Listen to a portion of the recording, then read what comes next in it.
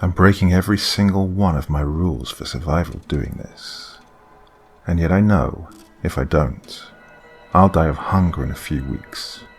Or worse, they'll find me when I'm sleeping and carry me off to where they dwell, nestled in the tunnels beneath the city. I stare into the abyssal depths below me.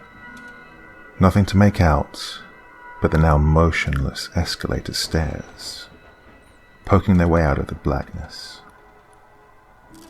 I take one last deep breath, savor the clean, crisp February air, and make my way down to find Nate. Nate's the greatest survival tool any scavenger can have. A full-bred German shepherd who can hear a pin drop a mile away and smell danger just as far. I found Nate in an apartment on the 6th day of the crossing, as it was termed by the media at the time. By this time the portals had opened across the planet in every nation, and all manner of demon began to cross over. I'd hidden in my apartment for as long as I could, but had been too scared to leave to stock up on supplies in the first days, and had nothing but a Nutri-Grain bar and weak old milk lying in the fridge, and had no choice but to look for food. I searched the apartments around my own, tiptoeing from one to another, almost vomiting at the chaos and gore left in each, finding little or nothing in the majority of them. In number 304, where I'd seen a young family with a little girl move in just the month before, I found canned food and bottles of spring water. The carpet was soaked in blood, but no bodies. I know now where they were brought, and what was done to them, and I thank God I didn't know at the time, or I would never have left the building. In what I took to be the young girl's room, I heard whimpering coming from a small cabinet by the bedside.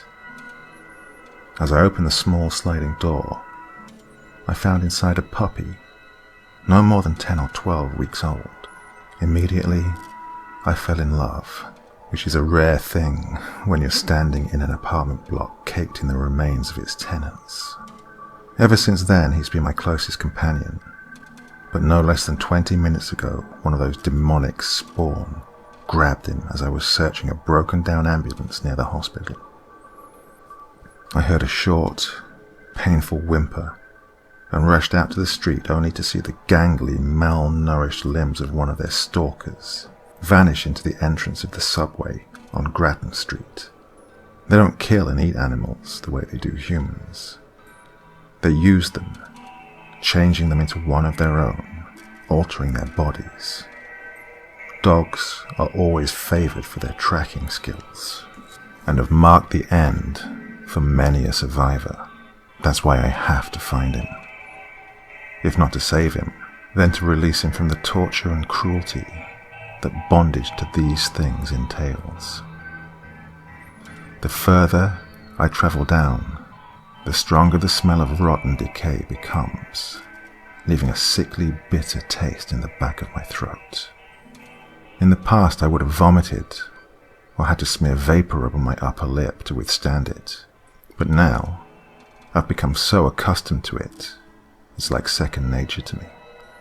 Every few steps I find myself standing on the withered remains of those who tried to escape the subway when the portals opened and they crossed over. Those who were trampled beneath the feet of the swarming crowd, like rats escaping through the cracks of a burning building. A bone breaks, cracking beneath my boots every 6 or 7 steps, and I almost stumbled downwards on a few. My flashlight only shines 10 or 12 feet ahead of me, and ahead of that, I'm met with unending darkness. It's like this for 10 or 15 minutes until, finally, I reach the subway floor. The smell is at its worst down here, and the floors are littered with bones and filth, left over by those ungodly creatures further down the tracks. Suddenly, an inhuman shriek rings out from somewhere not far in the darkness, and my heart drops to my stomach like a ton of lead. I turn off my light and go prone to the cold tiles, my heart thumping against my ribcage and the floor beneath me. I hear a soft pitter-patter running along the ceiling somewhere to my right, and listen as it vanishes almost certainly down the tracks into the depths, perhaps to alert its demonic brethren further down. I stand up slowly, almost expecting to see the creature jump out of the darkness towards me. But nothing, and after a reassuring deep breath, I make my way to the edge of the tracks and drop down. I twist the top of my cheap steel flashlight, and as the light begins to dim, I make my way down the tracks and towards their home, towards what I almost know to be my death. The shrieks and hungry howls I hear on the way should be enough to force me to turn around and run as fast as I can back up the tunnel and back to the surface. But I can't abandon Nate, because he's never abandoned me. He's always been loyal, and I know if I do, the shame and guilt would kill me quicker than any demon. After what seems like hours, but probably no longer than 20 minutes, I come to a junction in the tracks and a train carriage. Once lit up like a Christmas tree, full of commuters going about their day, it now lies decrepit and lifeless, and whatever may be alive within certainly isn't human. The door of the carriage is torn apart, hanging by no more than one or two of its hinges. I make my way past the door and into the carriage, and the first evidence of those things lies in front of me. Hundreds of prints, overlapping one another, left in blood from feet and paws, and things that resemble hoofs, like those of a pig, but much larger. In some you can make out the long claws and talons used to disembowel and dismember people like myself, people foolish enough to enter their domain. The howls are louder and closer now, no more than 4, maybe 500 meters in front of me. I don't walk, I crouch down and make my way through the carriage. Small pieces of entrails and viscera lie strewn across the floor of the carriage. I do my best not to stand on them, but feel the stickiness of the congealed blood and fluids beneath my feet. I can hear them outside the carriages. At either side, the crunching of bone and soft, wet sound of them devouring flesh, snorts and growls as they do so. I feel like standing up and running. My whole body and mind are screaming to me, but as hard as it is to ignore, I push forward, slowly but surely following in what I can only hope to be the steps of Nate's abductor. I see the end of the carriage in front of me, and once again go prone and begin crawling towards it, the flashlight slightly illuminating the sides of the door. When I finally make it to it, I'm met with a sight I know will never leave me until the day I die.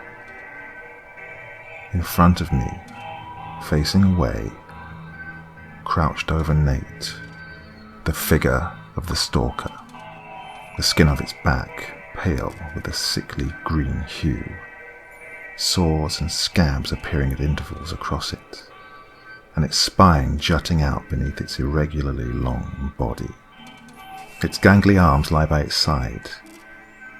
It reminds me of a ghoulish painting I had once seen years before, The Crossing, in a basement close to my old home in Boston, by an artist called Pickman. In front of it, all around, lay numerous piles of bodies and body parts, and atop and between them, demons of all kinds, horns and snouts jutting from between the mess, while others were covered with thick, dark fur, slick with the blood of those poor souls brought down here. Near the top of the closest pile, 8 or 9 meters in front of me, a demon lies, face down, with appendages like that of an insect connected to a body which, although malformed, appears human. But all recognition of humanity fades away as I see the antenna on its head, like that of a mantis or a beetle. Its head buried in the torso of what looks like the remains of a woman. At first I think Nate is dead, but I see the slow and steady rise and fall of his chest. He's still alive. I then realize this is my one and only chance to save him before he's brought deeper into the tunnels, towards whatever dark and evil thing waits to change him into a creature like those around me, for use in filling this pit with more sustenance, for these things and their unquenchable thirst. They don't appear to notice the dim light from the torch, and I leave it on the floor beside me, facing the back of the stalker. I slip my hand down my side into my belt and slowly withdraw the military knife from the holster beneath it.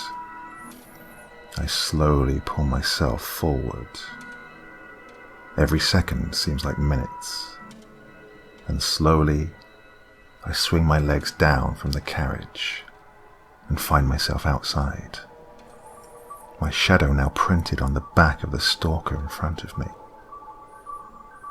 I know, one mistake, one wrong move or step, and I'll alert it and every single creature around me.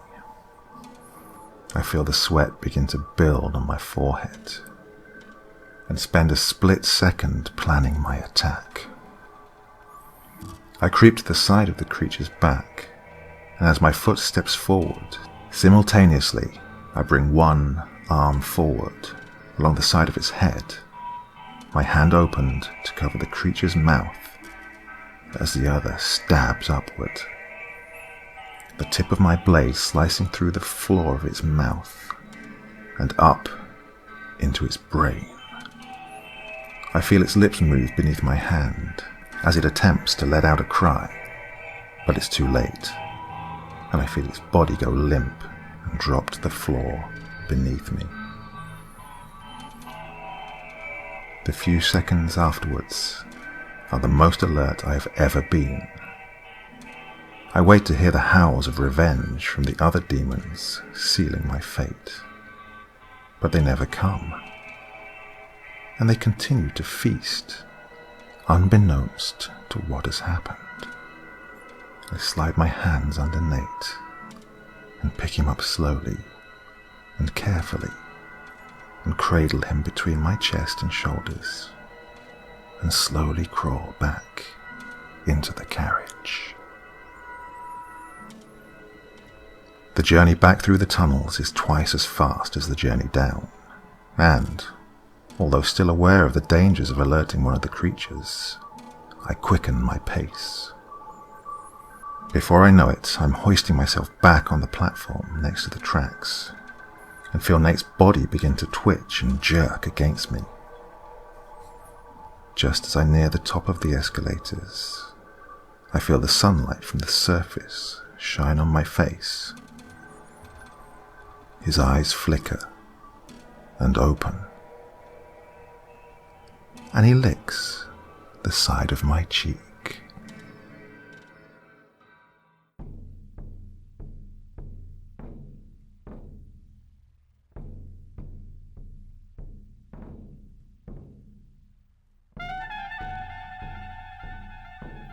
Thank you so much for taking the time to listen to this story today. Really means a lot to me and to the author of the story, of course. Well, if you want to know more about me, I'm pretty much everywhere on social media. You can find me on Facebook, Twitter, Instagram. You can download my music on SoundCloud. I've got a Patreon if you feel like. Throw me $1 or $2. Very much appreciated.